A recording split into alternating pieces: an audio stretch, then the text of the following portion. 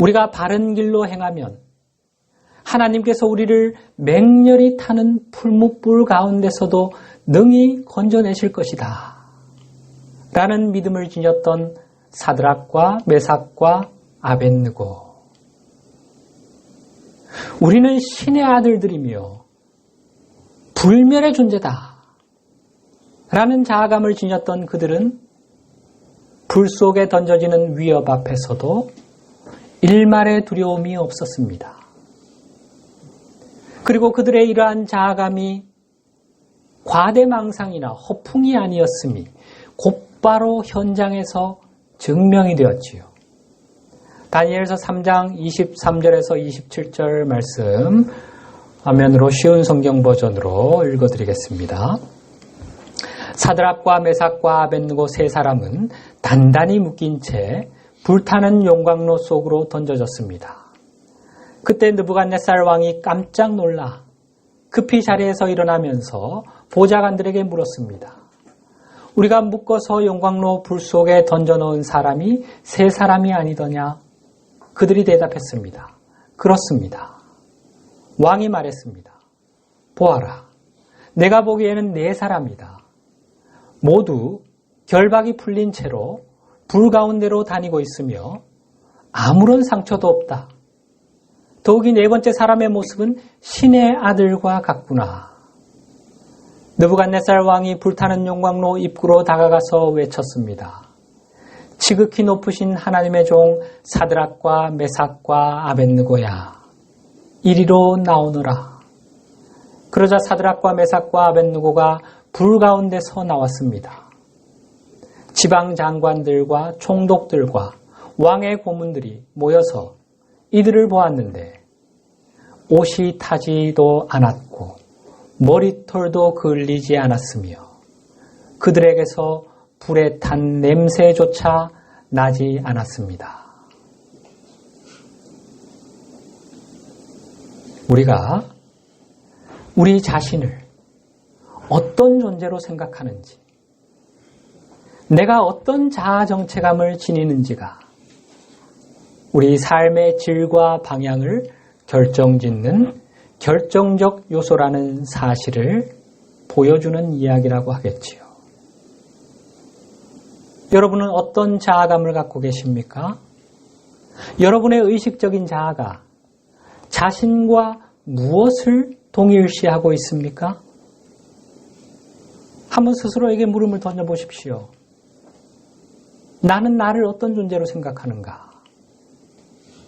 나는 누구인가?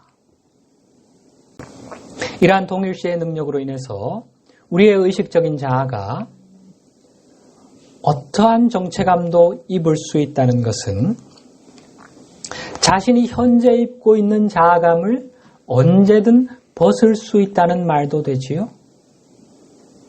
의식하는 자아가 자신이 입고 있는 것이 자기 본래의 정체성이 아님을 깨닫고 그것과의 동일시를 멈추면 언제든 그 그릇된 자아감에서 벗어날 수가 있는 것입니다. 그런 후 자기 현존을 향해 자신을 투사하기 시작하면, 즉 현존이 바로 자신의 본래 정체성임을 인식하게 되면 그때부터 그는 현존을 위한 열린 문이 될 수 있는 것입니다. 그러나 자신의 자유의지로 그런 결정을 내리기까지는 현재의 그릇된 자아감에 사로잡혀 있을 수밖에 없습니다. 이처럼 나는 누구인가에 대한 총체적인 느낌인 자아감을 형성하고 입고 벗고 하는 것은 전적으로 의식적인 자아의 의지에 달린 문제입니다. 자아 정체감은 승천의 요건인 그리스도 의식의 핵심적인 부분이라고 할 수 있습니다. 우리가 그리스도 의식을 성취하게 되면 어떤 자아감을 갖게 될까요? 당연히 나는 하나님의 자녀라는, 나는 하나님과 하나라는, 나는 신적 존재인 현존이라는 자아 정체감을 갖게 되겠지요. 이것이 그리스도의식이 지니는 자아감입니다. 우리가 이런 자아감을 갖게 되면 마침내 고통의 굴레를 벗고 하늘나라로 승천할 수 있게 됩니다. 따라서 참된 자아 정체감은 하늘문을 여는 열쇠가 되며 이 열쇠를 손에 쥔 자가 누구라고요? 바로 의식적인 자아입니다. 천국문을 여는 열쇠를 손에 쥔 존재인 의식하는 자아는 순수의식이라고 했지요. 그래서 예수님께서 이런 말씀을 하신 것입니다. 오늘 첫 번째 본문 마태복음 18장 3절 이르시되 진실로 너희에게 이르노니 너희가 돌이켜 어린아이들과 같이 되지 아니하면 결단코 천국에 들어가지 못하리라. 어린아이들은 마음이 순수하지요. 세상의 때가 아직 덜 묻은 순수한 마음의 소유자들입니다. 어린아이와 같이 된다는 것은 의식적인 자아가 순수의식의 상태를 회복한다는 뜻입니다.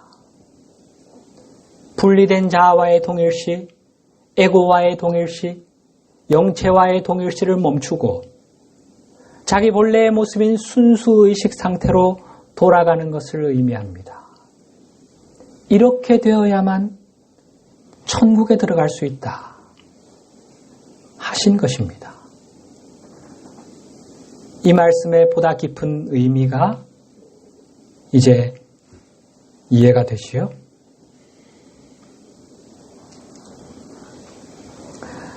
원래 의식적인 자아는 우리의 현존과 영적 스승의 보호와 인도하에서 물질 세계를 여행하도록 되어 있었습니다. 이것이 우리가 창조될 당시의 본래 계획이었습니다. 그런데 선악과를 따먹고는 영적 스승을 떠났을 때 우리는 현존과의 연결 그리고 스승의 보호와 인도를 잃어버렸고 이제는 홀로 결정을 내려야만 하는 상황에 놓이게 되었던 것입니다. 이러한 상황에서 의식적인 자아는 분리된 자아인 에고를 창조하게 되었고 그것과 자신을 동일시하기 시작했습니다. 의식하는 자아가 이 에고와 자신을 동일시하게 되면 에고의 인식 필터를 통해서 세상을 보게 되겠지요. 모든 것이 분리되어 보이는 특수 안경, 3D 고글을 끼고는 세상을 보게 되는 것입니다. 따라서 그는 자신을 분리된 존재로 인식하게 되며 이러한 제한된 자아감에 갇히게 되었습니다. 나는 신과 분리된 존재로구나. 나는 끈 떨어진 연처럼 외떨어진 존재로구나. 이 망망대해 우주에서 먼지와 같이 떠도는 존재로구나 하는 분리된 자아감, 제한된 자아감에 갇혀버리게 된 것입니다. 이것이 우리 인류가 처한 현실이지요. 그렇다면 이 제한된 자아감, 이 에고의 감옥에서 탈출할 수 있는 방법은 없을까요? 그것은 의식적인 자아가 이러한 세속적이고 작고 제한된 자아보다 자신이 더 큰 존재라는 것을 알게 해주는 직접적인 경험을 하는 것입니다. 이런 경험을 가리켜 신비 경험이라고 합니다. 깨어남을 경험한 많은 영성가들은 이를 가리켜 은총이라고 했습니다. 이러한 신비 경험, 이 은총의 체험은 우리를 분리된 자아감에서 벗어나게 해줍니다. 제한된 자아감에서 빠져나온 의식적인 자아는 이제 자신을 현존의 일부로, 현존을 위한 열린 문으로 인식하는 본래의 상태로 돌아갈 수 있습니다. 그것은 곧 자신이 신적인 존재이며 창조주의 자녀라는 본래의 정체성을 회복하는 것을 의미하지요. 오늘날 성장의 여정을 걷는 많은 사람이 의식적으로 인지하지는 못하더라도 이미 이런 신비 경험을 많이 했을 것이며 여러분도 그중 한 사람일 겁니다. 우리가 신비 경험이라고 하면 모세가 떨기나무 불꽃 가운데서 하나님을 만난 사건과 같은 아주 극적이고 강렬한 어떤 것을 떠올릴 수 있는데, 여기서 말하는 신비 경험은 그보다 훨씬 더 넓은 개념이라고 할 수 있습니다. 내가 지금껏 나라고 생각해왔던 이 육체, 물질이 내 전부라고 생각했던 그런 느낌을 넘어서는 어떤 것. 몸이 다가 아닐 수 있구나. 물질이 전부가 아닐 수 있다는 느낌.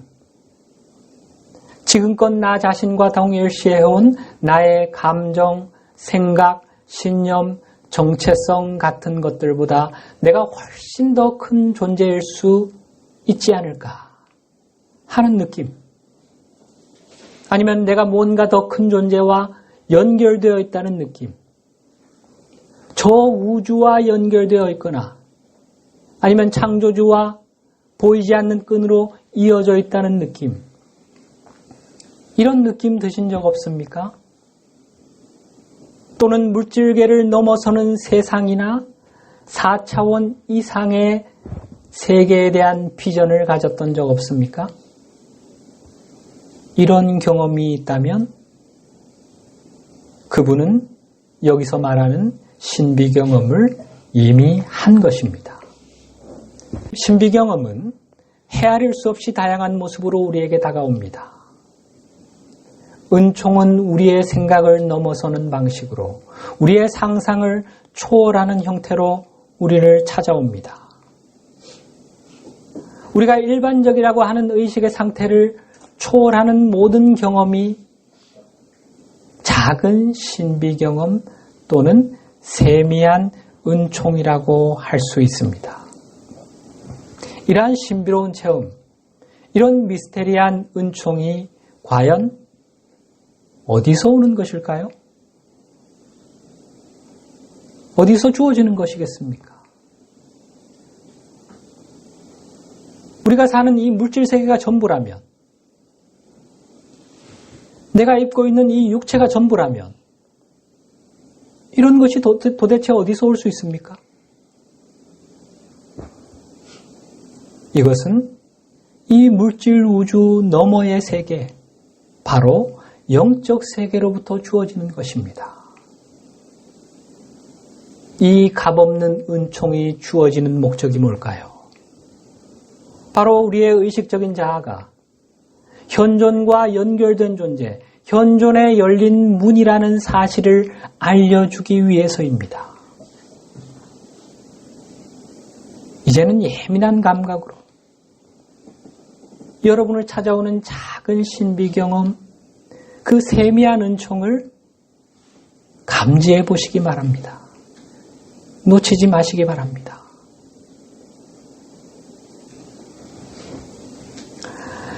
이제 마지막으로 바울의 의식적인 자아가 어떻게 제한된 자아감에서 벗어나 본래의 정체감을 회복했는지 그 과정을 살펴보고 마치도록 하겠습니다.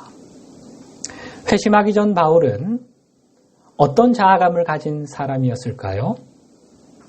성경에서 바울이 처음 등장하는 곳이 초대교회 7 집사 중 하나인 스데반의 순교 현장이었지요. 성령 충만한 스데반의 설교에 압도당한 유대인들이 분노가 폭발하여 스데반을 향해 돌을 던지기 시작하지요.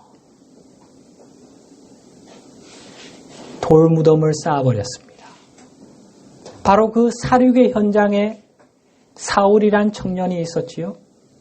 사도행전 7장 58절과 8장 1절 말씀.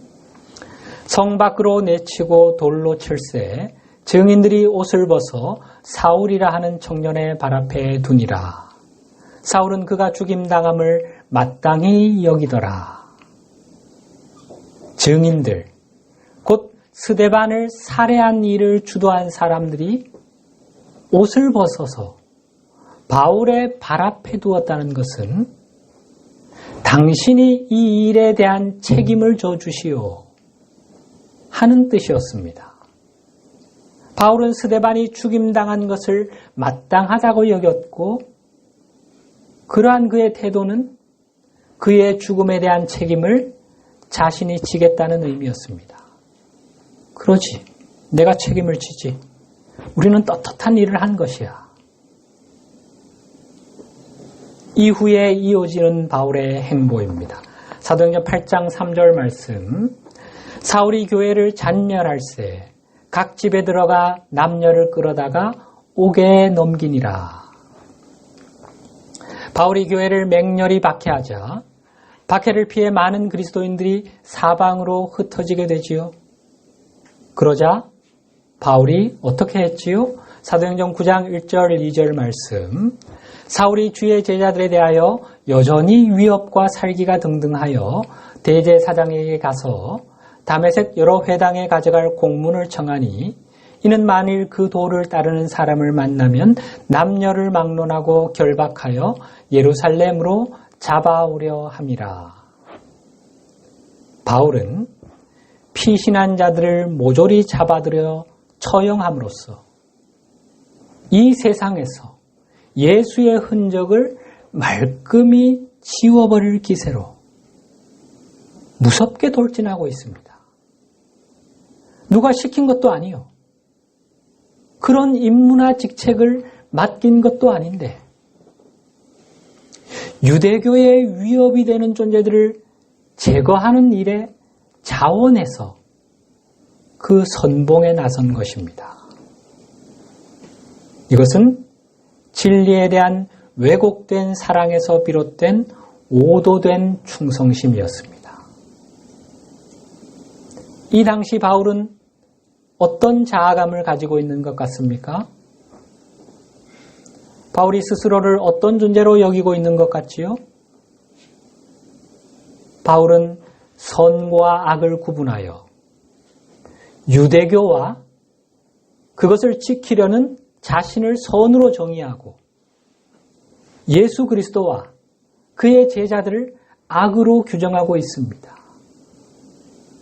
자신을 거짓으로부터 진리를 지키는 자로, 사교인 신생 그리스도교로부터 정통 유대교를 수호하는 자로 여기고 있습니다. 바울은 진리의 수호자를 자처하고 있는 것입니다. 이런 왜곡된 자아 정체감, 어디서 어떻게 생겨난 것입니까? 바리새인의 아들로 태어나서 훌륭한 랍비가 되겠다는 꿈을 안고 어린 시절 고향을 떠나서 예루살렘으로 유학 온 바울은 당대 최고의 율법 교사인 가말리엘의 문화에서 수학한 정통 유대교 신자요, 또한 율법을 가장 엄격히 지키는 바리새파 사람이었습니다. 이러한 그의 인생 여정에서 우리는 바울의 내면에 유대교 수호자라는 이 특이한 자아, 이 강력한 에고가 자연스레 생겨났을 것을 추측할 수 있지요. 바울의 의식적인 자아가 이 에고와 자신을 동일시함으로써 유대교 수호자, 진리의 수호자라는 자아 정체감을 갖게 된 것입니다. 바울의 의식하는 자아는 내가 바로 진리의 수호자다 라고 하는 에고의 기만에 속아서 그 그럴듯해 보이는 에고와 자신을 동일시함으로써 스스로 에고의 감옥에, 그릇된 자아감에 갇히고 만 것입니다. 그릇된 자아 정체감에서 탈출하는 유일한 방법은 의식적인 자아가 이 왜곡된 자아보다 자신이 훨씬 더 큰 존재라는 것을 알게 해주는 신비 경험, 은총의 체험을 하는 것이라고 했지요. 바울이 어떤 신비 경험을 했는지 우리는 이미 잘 알고 있습니다.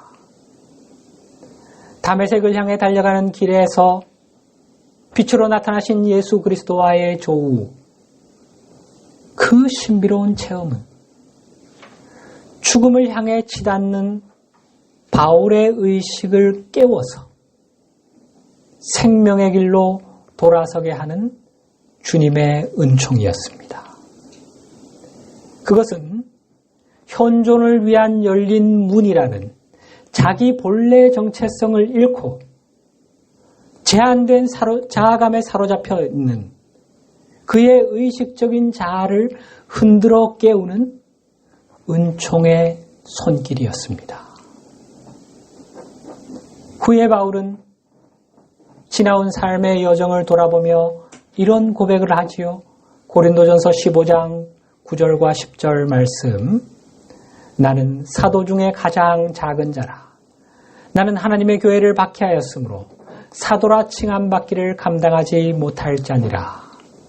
그러나 내가 나된 것은 하나님의 은혜로 된 것이니 내게 주신 그의 은혜가 헛되지 아니하여 내가 모든 사도보다 더 많이 수고하였으나 내가 한 것이 아니요 오직 나와 함께 하신 하나님의 은혜로라.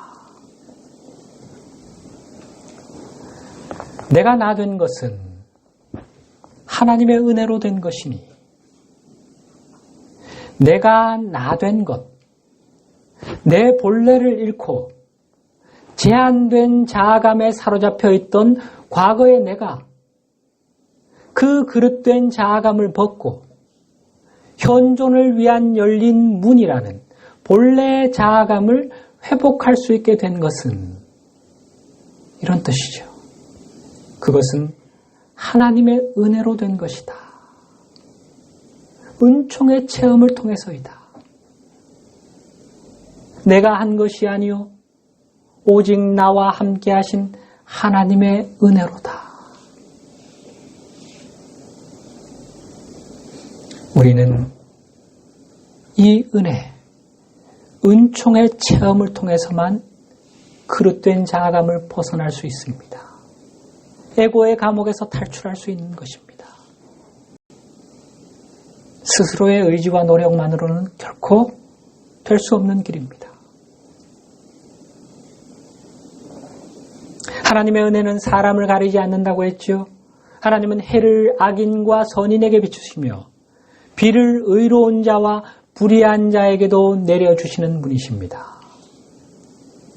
예수님은 지난 2000년간 이 지구 위를 거닐었던 모든 사람의 마음에 개별적으로 다가가셨다고 말씀하십니다. 한 사람도 빠짐없이 일일이 찾아가시어 그들 마음문을 두드리셨다고 하십니다. 여러분 만나셨습니까? 예수님 찾아오신 것 경험하셨습니까? 우리가 상상하는 것과는 다른 방식으로, 다른 모습으로 찾아오셨겠죠. 하지만 예수님은 분명히 말씀하십니다. 단 한 영혼도 빠짐없이 지난 2000년간 이 지구를 다녀갔던 모든 영혼을 나는 다 찾아갔다. 바울에게만 나타나신 것이 아니라는 것입니다. 모두가 신비 경험을 할 수 있는 그런 기회를 주었다는 것입니다. 그러나 대다수 사람이 예수님의 방문을 알아차리지 못하거나 알려고 하지 않았거나 또는 무시하기 일쑤였을 겁니다. 임금이 베푼 혼인잔치에 초대받은 사람들이 갖가지 핑계로 그 초청을 거부한 것처럼 말이지요.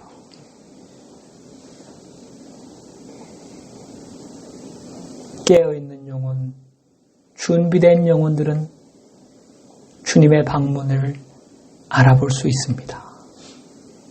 이제는 영적인 감각을 단련하여 내면의 직관을 깨워서 주님의 방문, 그 은총을 놓치지 않으시면 좋겠습니다. 수없이 스쳐 지나가는 그 주님의 음성들, 주님의 손짓들, 주님의 부드러운 터치, 그만 놓치시기를 바랍니다. 그리하여 나를 가두고 있는 이 에고의 감옥을 벗어나 내 현존을 향해, 하나님을 향해 날아오르는 여러분 되시면 좋겠습니다.